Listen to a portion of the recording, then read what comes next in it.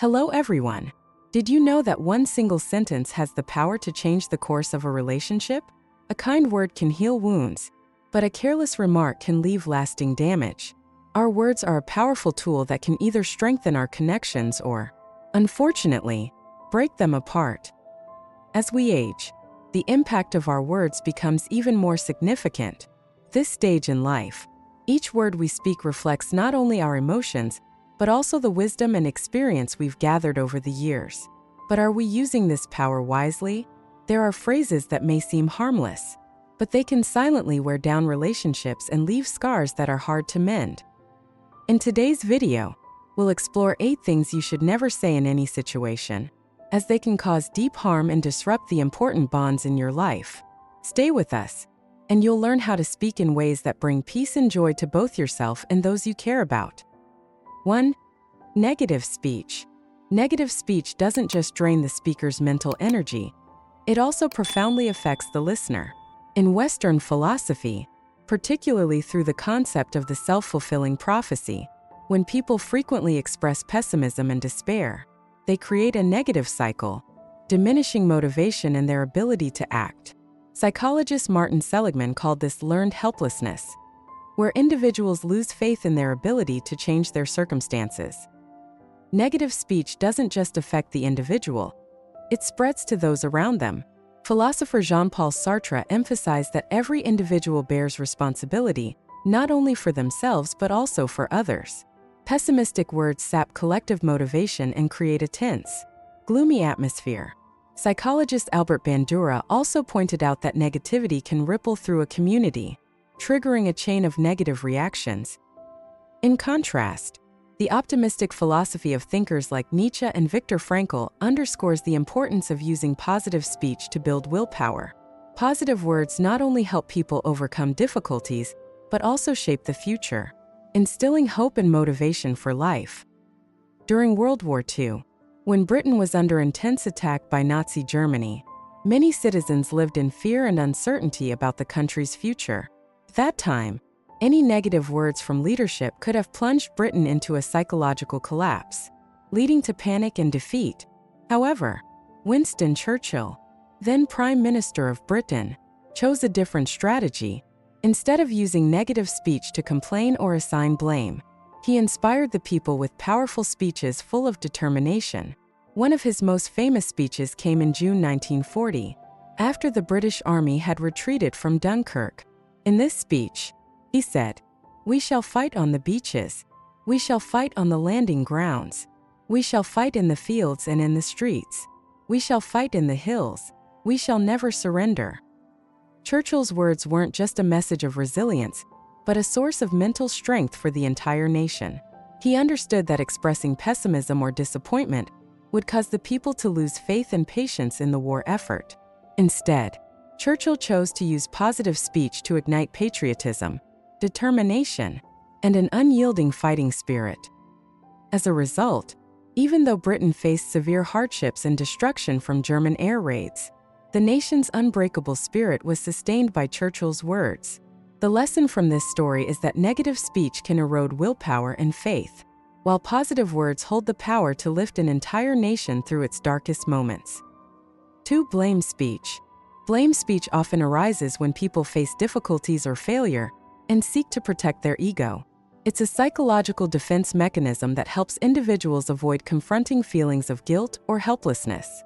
Instead of addressing issues honestly, we tend to blame circumstances, others, or external factors to relieve pressure on ourselves. However, blaming only offers temporary comfort, and in the long run, it doesn't solve the core problem. In fact, it weakens our ability to improve and grow as individuals. In Western philosophy, particularly in the ideas of Jean-Paul Sartre, blaming isn't just an evasion of responsibility, it's also a way of relinquishing control over our own lives. Sartre emphasized that humans are free in all of their actions, and with that freedom comes personal responsibility. When we blame others, we refuse to accept responsibility and miss the opportunity to learn from our mistakes and grow.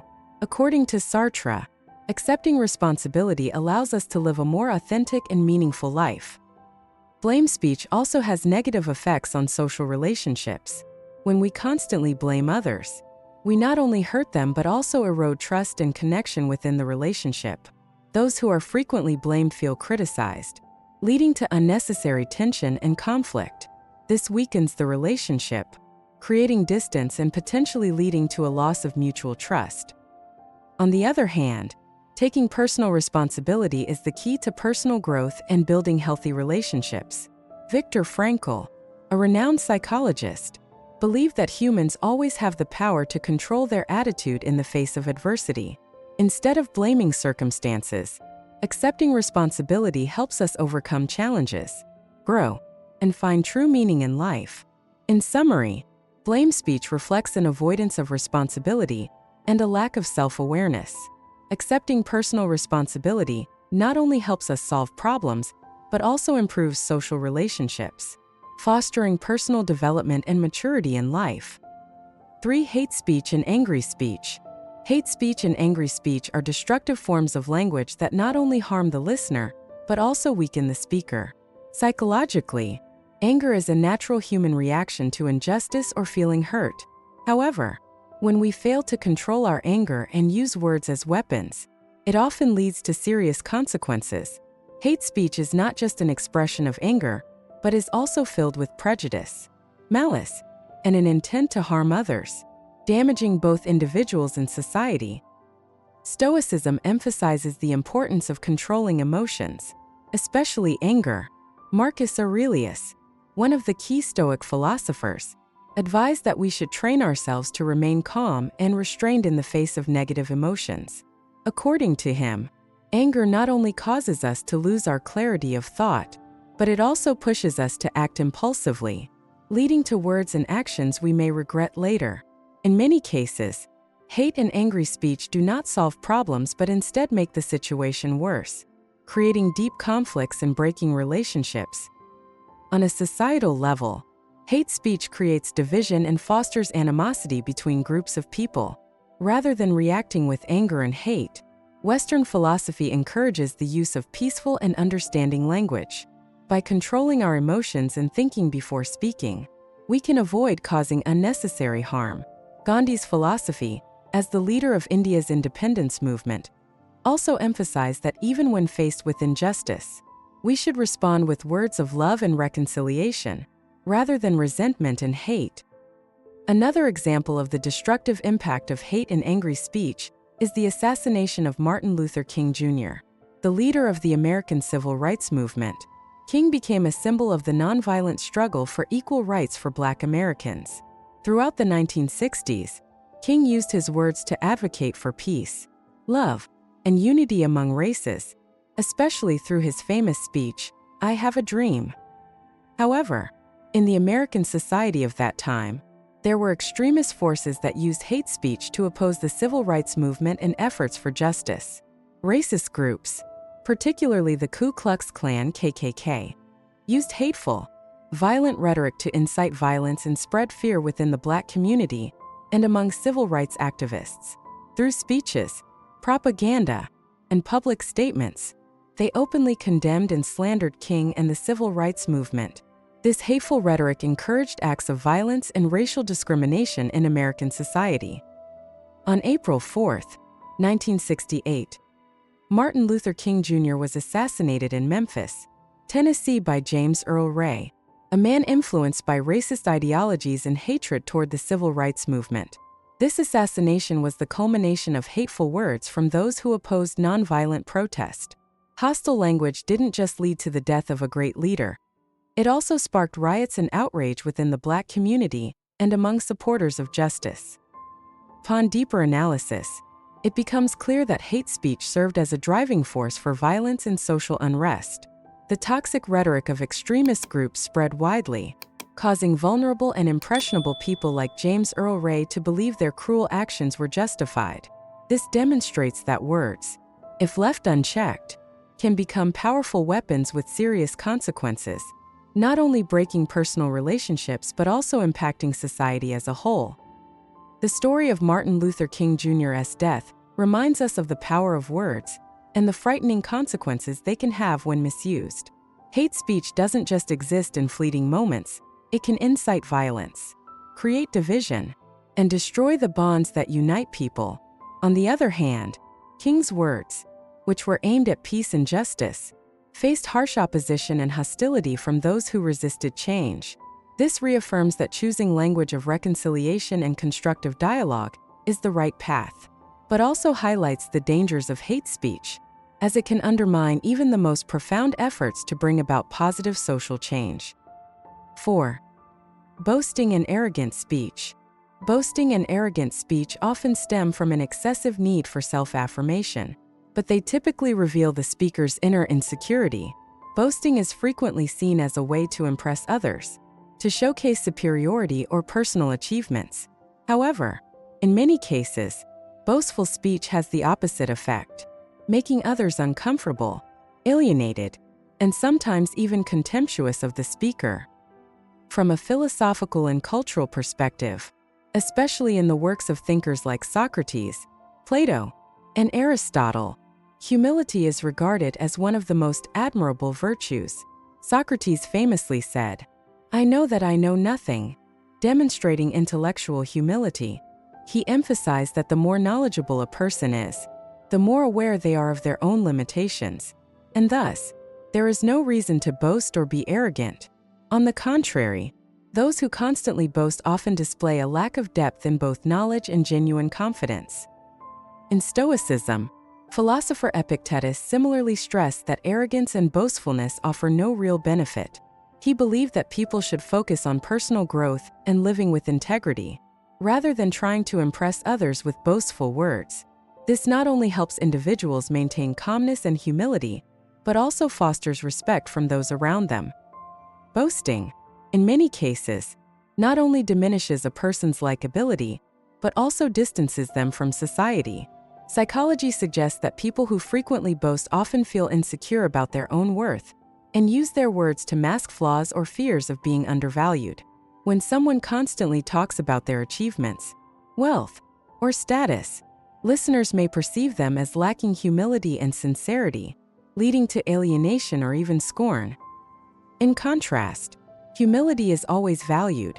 Benjamin Franklin, one of the founding fathers of the United States, regarded humility as one of the key traits for earning respect and achieving long-term success. Franklin once said, "Let another praise you, and not your own mouth." Humility not only reflects wisdom, but also garners greater respect and appreciation from others. It creates space for cooperation, understanding, and lasting friendships, rather than competition and envy. In conclusion, boasting and arrogance do not yield lasting benefits. Instead, they harm personal credibility and relationships. Western philosophy, from ancient to modern times, has always encouraged humility as the path to earning true respect and success. Humility not only helps people remain clear-headed and cautious, but also fosters a peaceful social environment where everyone can grow and respect one another. 5. Lying speech. Philosopher Immanuel Kant asserted in his moral philosophy that lying is a serious violation of universal ethical principles. He believed that every individual has a duty to respect the truth, and lying can never be justified under any circumstances because it destroys the social relationships that are built on trust. Kant introduced the principle of the categorical imperative, which states that all actions must be able to become a universal law. If everyone had the right to lie, society could not function, as trust, a core element in maintaining relationships between people, would collapse. When trust is broken, no one can rely on the words of others, and society would descend into chaos. From an ethical standpoint, lying not only erodes sincerity, but also distances people from one another. Psychologically, Sigmund Freud also pointed out that lying is often a reflection of insecurity or a desire to control others. Liars are typically afraid of the consequences of the truth or want to project a better image of themselves. However, in the long run, lying forces the liar to live in deception and exhaust themselves by maintaining the falsehood. This not only creates psychological stress, but also erodes the liar's own values. Moreover, lies have serious social consequences. When an individual or organization lies, it doesn't just affect the person being deceived, it can create a chain of negative consequences in the community. For instance, in the political sphere, if a politician lies to the public, it erodes the people's trust in the political system. This can lead to social instability, a loss of faith in the government, and a sense of betrayal among the public. A specific example is the Watergate scandal in the 1970s in the United States, when President Richard Nixon and his administration covered up information and deceived the public about the break-in at the Democratic Party headquarters. As a result, public trust in the government was severely damaged, leading to Nixon's resignation and leaving a significant stain on American political history. From a sociological perspective, lying also undermines the structure of cooperation and communication between people. All social relationships, from work to family, are based on trust. When someone lies, they not only lose the trust of others, but also damage the foundation of those relationships. In business, if a company deceives its customers or partners, the consequences can lead to a loss of reputation and even bankruptcy. Western philosophy, from Kant to modern psychologists and sociologists, agrees that honesty is the foundation of a civilized society, and any form of lying harms the shared values of humanity. 6. Revealing secrets. When someone shares a secret with another, they are placing their trust in that person with the expectation that this trust will not be betrayed. In human relationships, trust is the foundation that makes individuals feel safe in communicating and sharing with one another. When someone breaks that trust by revealing a secret, not only is the relationship between those two people damaged, but it also creates suspicion and caution within the broader community.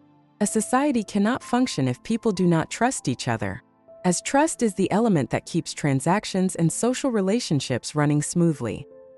In the workplace, revealing secrets can destroy cooperation between colleagues and create mistrust and unhealthy competition.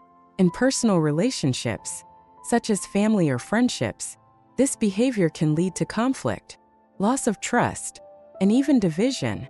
In organizations or companies, if business secrets or internal information are disclosed, the consequences can include financial damage and reputational harm, even threatening the survival of the organization. Anna and Emily had been best friends since high school. They were always there for each other, sharing life's joys and struggles. One day, Anna encountered trouble in her long-term relationship with her boyfriend. She felt confused and didn't know how to handle the situation. Trusting Emily completely, Anna decided to confide in her friend about the problems in her relationship. She revealed that her boyfriend had shown signs of infidelity, and Anna was uncertain whether to continue the relationship. The situation left Anna feeling vulnerable and unsure, as she wasn't ready to face public opinions or feedback from friends. Anna told Emily that this was a secret and asked her to keep it private because she needed time to think things over and figure out what to do. Emily, being outgoing and sociable, agreed and promised not to share the story with anyone. However, a few days later, during a gathering with their mutual friends, the conversation shifted to the topic of love and relationships. Without thinking, Emily mentioned Anna's situation. She had no ill intentions, but as the conversation grew more engaging, Emily revealed that Anna was having trouble with her boyfriend. Without considering the consequences, she shared details about Anna's concerns and doubts, assuming that the group would help Anna by offering advice. The news spread quickly, and before long, most of their friends knew about Anna's relationship issues. Some began offering opinions, while others even criticized her boyfriend without knowing the full story. When Anna learned that her secret had been revealed, she felt deeply embarrassed and disappointed. She wasn't just worried about what her friends thought of her, but also felt profoundly hurt that the person she trusted the most had broken her promise. Confronting Emily, Anna expressed that she felt betrayed and wounded. Emily hadn't realized that sharing the story would have such a significant impact. She apologized, but her apology couldn't undo Anna's pain. From that moment, Anna became more guarded in her conversations with Emily, and their friendship began to fracture. Conversations between them grew awkward and lacked the comfort they once had. As time passed, Anna gradually distanced herself from Emily because she no longer felt safe sharing anything personal. Their close friendship faded, and although there was no major conflict, the bond they once had never returned. Anna continued to keep her secrets from others, and this event left her with a deep mistrust of opening up to friends. From Anna and Emily's story, it's clear that revealing a secret, even unintentionally, can have serious consequences. Once trust is broken, it's incredibly difficult to restore, and personal relationships may never return to their original state. The emotional and psychological harm can be long-lasting, causing anxiety, insecurity, and even distance in the relationship.